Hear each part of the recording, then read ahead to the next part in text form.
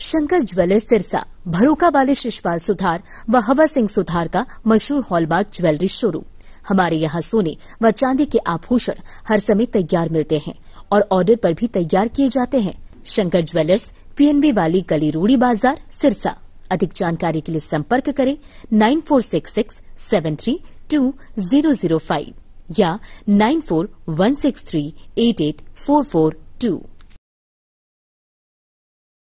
नमस्कार, स्वागत है आप सभी का के हरियाणा पे। मैं हूं आपके साथ रमेश जाखड़। आज ये जो मैं आपको वीडियो दिखाने जा रहा हूं, इस वीडियो में पूरी डिटेल मैं आपको दूंगा। और ये जो अगर बात करें तो केरवाला, मम्मड़, बचेर, नथौर, सैनपाल, इन तमाम मत्तूवाला गांव भी इसमें शामिल हो जाते हैं। यानी कि तमाम 7 या 8 गांव या दर्जन भर गांव हम कह सकते हैं, उन गाँव के किसानों के लिए बहुत ही ज़्यादा महत्वपूर्ण ये वीडियो होने वाली है। इस वीडियो में मैं आपको प्रयास भी बताऊंगा कि आपको क्या कुछ करने चाहिए। लगातार ये किसान प्रयासरत हैं कि कैसे न कैसे करके घग्गर नदी का पानी जो वो इन किसानों तक पहुंच जाए। अब पीछे कई बार जब वो मांग रखी गई, डिमांड रखी गई, सरकार के सामने भी रखी गई, लेकिन अब तक जो इन किसानों को घग्गर नदी का पानी जो है वो नहीं मुहैया हो पाया है। ऐसे में अगर बात करें तो इसका एक अल्टरनेट जो अगर बात करें तो वो मैंने जो है वो देखा है कि ये किसान जो है वो घग्गर नदी के पानी से महज अगर बात करें तो 11 या 12 फीट की दूरी पर हैं। अब आप कहेंगे कि ये 11 या 12 फीट की दूरी कैसे, ऐसा कैसे संभव हो सकता है कि 12 फीट दूरी पे ये इनको पानी जो वो नहीं मिल पा रहा है, बल्कि घग्गर नदी तो जो है वो इन गांव से जो है वो अगर बात करें तो 8, 10, 12 किलोमीटर के लगभग की दूरी पड़ जाती है। लेकिन आपको बताऊं कि जिस प्रकार से ये रत्ता खेड़ा खरीफ चैनल निकाली गई है घग्गर नदी से, उस रत्ता खेड़ा खरीफ चैनल के ऊपर से ये जो मम्मड़ जो चैनल है, मम्मड़ माइनर है या इसको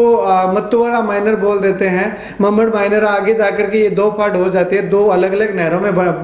बन जाती हैं।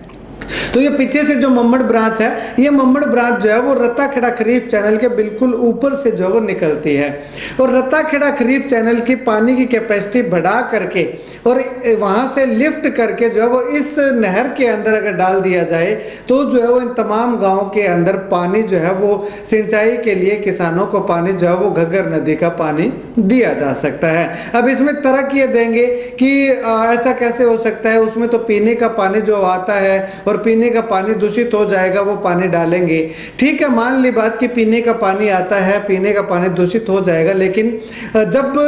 घग्गर नदी का पानी चलता है तो उस घग्गर नदी का पानी चलने के बाद जब बाखड़ा का पानी चलने की बारी आती है तो वैसे भी जल घर के जो मोगे हैं वो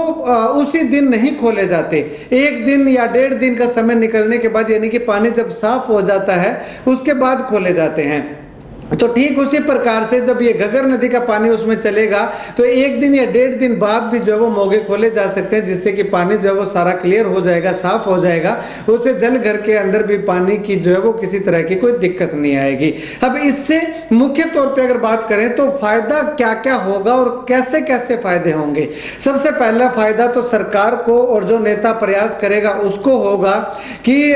उसने प्रयास किया और सरकार ने प्रयास किया तो सरकार की ओर वो किसान जो वो लगातार जुड़ते हुए दिखाई देंगे कि सरकार ने हमें पानी दिया है। और या अगर विधायक की बात करें तो विधायक अगर प्रयास करते हैं तो उस विधायक ने हमें जो है वो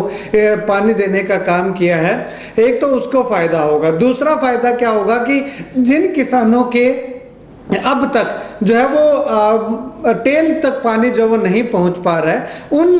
किसानों को टेल तक पानी जो है वो मिल जाएगा, क्योंकि इसमें जो वो जल घर के मोगे जो वो खुले नहीं होंगे। और अगर इसमें अगर 10 या 15 मोगे अगर बंद रहते हैं तो पानी जो है वो टेल तक जाने की पूरी संभावना दिखाई दे रही है। उसके बाद जब बाखड़ा का पानी जब आता है तो उस समय किसानों को कहा जा सकता है कि बाखड़ा का पानी जो वो आप खेतों में सिंचाई के लिए अपने मोगे मत खोलिएगा, आपको जो है वो घग्गर नदी का पानी जो है वो दे दिया जाएगा, क्योंकि इसके बाद बाखड़ा का पानी 1 सप्ताह चलता है और घग्गर नदी का पानी जो 3 सप्ताह अगर नहरों के अंदर चलेगा तो किसान जो है वो बाखड़ा का पानी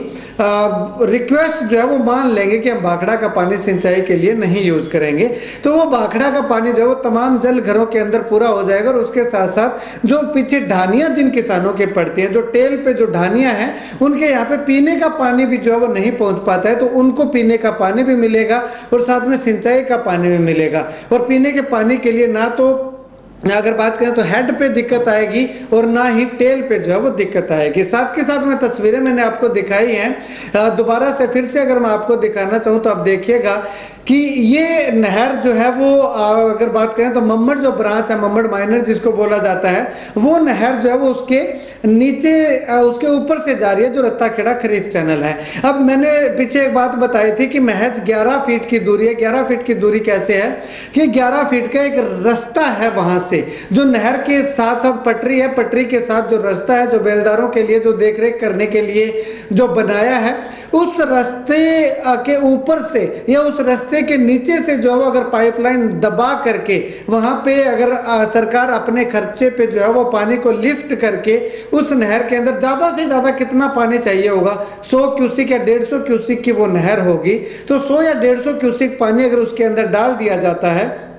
तो जो है वो एक बार किसानों के लिए, किसानों को कुछ राहत मिल सकती है। उसके बाद अगर सरकार की मंशा होती है तो आगे जो है वो उसका खुदाई वाली नाली जो है उसका भी आगे प्रोजेक्ट चला सकती है। लेकिन जब तक ये खुदाई वाली नाली का प्रोजेक्ट चलता है तब तक अगर